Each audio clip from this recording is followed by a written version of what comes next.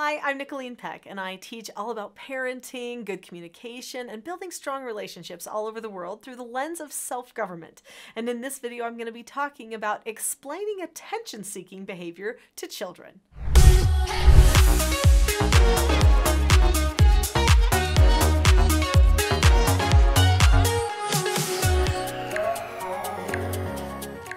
In this video, I'm going to talk a little bit about attention-seeking behavior and what types of things to watch for, and then I'm going to give you the how and the when of talking about attention-seeking to your children so that they can hopefully break some of their attention-seeking habits.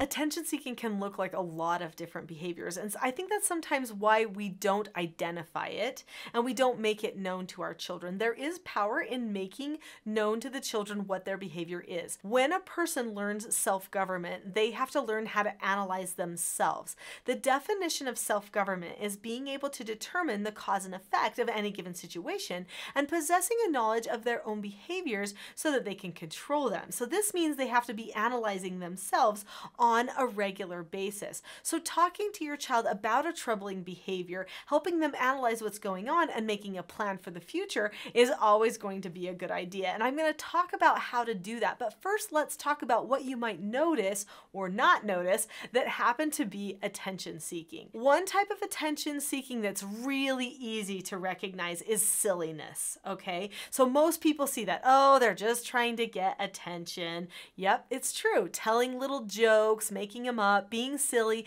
trying to tickle somebody or touch somebody or bring somebody somewhere. Oh, mom, come here. Those are all attention seeking behaviors. Those are actually positive attention seeking behaviors. That doesn't mean that we want to get in the habit of doing them all the time because they can be very annoying to people, but they are attention seeking that is trying to get positive attention. And that's definitely a better way to go than trying to seek negative attention. When a person serves someone without asking, when a person says, oh, did you notice that I did this? Those things are all methods of positive attention seeking. And some of them are really good habits to get into. So praising another person is a type of positive attention seeking as you're telling someone that you appreciate them. That's a great social skill that's going to actually go really far at helping people connect with each other. So understanding someone, giving them that type of positive attention is a type of positive attention that's going to come back to help you as well. When you're trying to talk to someone in a calm way, that's going to be another very productive type of attention seeking. So as you're going to be explaining attention seeking to your children, it's important to recognize there is positive attention seeking and negative attention seeking. And within the positive attention seeking realm, there's the positive attention seeking that actually is a bad social skill and is not really liked by most people. And then there's the positive attention seeking that really is productive and can even unite you to another person. For instance, sometimes it's really productive to give someone a hug, and sometimes somebody does not want a hug because maybe that they're not comfortable with that from you. So that's one of those positive attention seeking things that could truly go either way. So teaching someone how to read a situation then and discern is going to be really important. When we're raising our children, there's tons of social development that happens, and all of our communication falls into the realm of social development. So as you're teaching your children how to communicate and how to get proper attention at the right time, you're socially training your children. So don't expect for them to just come hardwired with an understanding of how to get attention and how not to. Sometimes you have to break it down so that they fully understand. So let's talk about the negative attention seeking. So negative attention seeking can look differently too. Many people associate negative attention seeking with anger or with defiant attitude problems, that kind of thing. But there's also whining and pouting and crying. All of those things are also negative attention seeking. Also, gossiping about another person is kind of like a mix, just so you know, but it definitely falls into that attention seeking category. So it's positive if you gossip to try to get someone to like you. So you're thinking, oh, I get a positive gain out of this. So that's why they're doing it. But it's actually negative because you're also showing that you're not respecting another person. So there are some that even can like look like they're both to people, but I would usually categorize gossiping as also negative attention seeking. It's important that your children know the lines between these behaviors and that they're all considered attention seeking. It's also important that they know that it is really important that we get attention. Every person needs attention. That's why we fall in love with someone, because they give us attention. That's why we cuddle up on mommy's lap, because she gives us attention and reads us a story. Everyone needs attention. In fact, there have been many studies that have been done that if babies don't get attention, they don't thrive and sometimes even die. Attention is super important, so we need to make sure our children know that.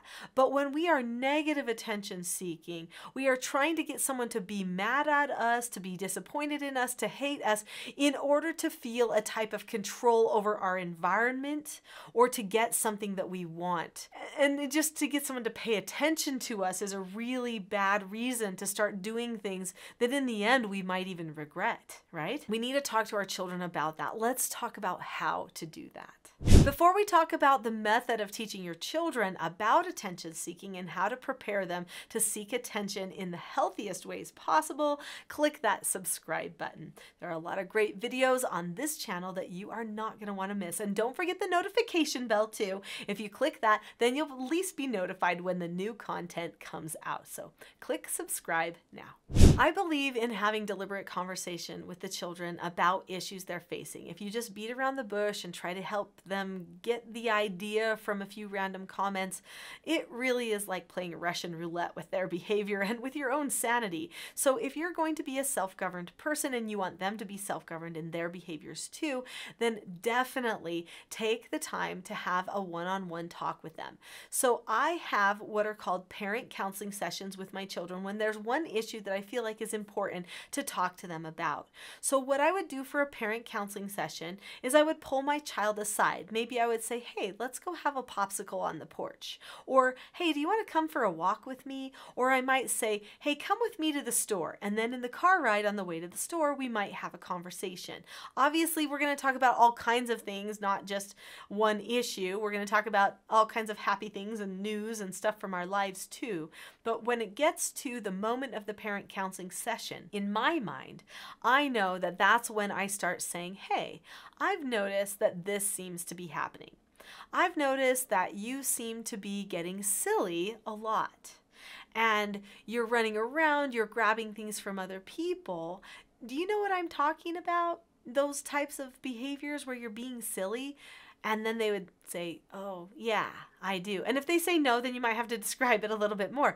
But then you say, so those behaviors are actually called attention seeking. I want to talk to you about attention seeking and what is positive attention seeking and what is negative attention seeking, so that you can be aware of what both of those things are and make the best choices so that you get the most attention. Do you want to have attention? And they'd be like, I don't know, I guess, because they don't usually really think about it, that they're trying to get attention in those moments. So then you're going to discuss what is negative attention seeking, what is positive attention seeking, and then you're going to make a plan for your child for how to seek positive attention from you and from other people. If they want to get a laugh from people, they can try jokes, but help them observe proper boundaries. So if a person wants to get a laugh, then you might give them a joke book that they could try. And then you're also going to teach them that there is a time and a place to get a laugh, right? So when you're in the middle of church, that's not the time and place to get a laugh. When you're in the middle of the dinner table, it could be that there are certain settings of dinner where it would be okay to get a laugh, and then other settings where it's not. And that's going to depend a little bit upon the environment that you eat in and your family culture. You need to educate them about the when and the how. Right? Everyone needs attention, so that's the why, but let's do the when and the how. And also let them know that it's always better to seek positive attention than negative attention. Because when they try to seek negative attention, people are actually pulling away from them. However, when they're seeking positive attention in the right ways, people bond to them. And the best way to get attention is to have everybody bonded to you, right? So you might want to use magnets in that type of an explanation. attention, you might want to say, when you're seeking attention the wrong way, it's like the magnets being pushed against each other, and they push apart. They don't want to be by the person because it's annoying or it seems like it's manipulative. But when they're seeking attention the right way, then you can turn that magnet around and it goes to the person. They want to attach to you and be close to you and meet your needs. That's what we want. So use a type of an analogy, maybe like the magnets, to explain it to the children, and then have them come up with ideas for what they can do to better attention seek. Just the other day, I had a conversation with a woman about her children who were doing some attention seeking in the store. Every time they went to the store, she said, they would say, "Oh, can I have this? Can I have this, Mom? Please, please, please, please, please, please, can I have this?" And they were trying to be as sweet as they could about it, trying to, butter their mom up, I guess, to buy them something that they wanted from the store. But the mother felt like, this is bad social skills, and I need to teach them about this. So the mother had a conversation with them about it, talked to them about the attention seeking, and specifically about the store behavior. They made a plan for how to behave in the store. And then a couple of days later, she thought she would take them to one of the best stores, a toy store that they loved, that they always would be asking for something at these stores. And she was going to see if they remembered the plan. So she told them, "Hey, remember, we're going to a store, so remember our store rules and the plan that we have at the store." And that was all she said. She took them to the store, and they were amazing. They didn't do any of that attention seeking at the store. And she said it was such a wonderful trip, and she talked to them about it afterward. So this brings me to another thing. You have to acknowledge when a person is doing the good kind of attention seeking, when they're being considerate and kind of other people, and they're communicating in effective ways. Those are all good attention seeking things, and we need to praise those efforts. Correction is also important for teaching cause and effect and helping a person evaluate how they're doing with their attention seeking, whether they're doing it productively or not. So you're going to need to be consistent in your corrections of your children, calm, but consistent. And if you need help with that, be sure to get more help with some of our other teaching self-government resources. But what you want to do is make sure you bring to their attention, hey, just now this behavior that you did, pinching somebody because you didn't get your way, is actually negative attention seeking. Or maybe it's not even because they didn't get their way, but maybe it's just they're trying to get a rise out of somebody else, so they're just pinching. That's negative attention seeking. So you're going to want to bring that to their attention, tell them what they should have done, make sure they get the opportunity to accept a negative consequence, and that you do some proper talking and teaching at that time to help remind them how they could seek attention without doing it in a negative way. Maybe even have them practice seeking that attention in a positive way right then, so that they get the experience of seeking the right kind of productive, positive attention. If you have enjoyed this video, I'm quite sure you'll like my next video, which is a full-length class designed to help you better understand some of the skills and principles of self-government. The class that I've created for you is called The Not-So-Known Secret to Parenting Success. So click on the link to that class now, and I will see you there.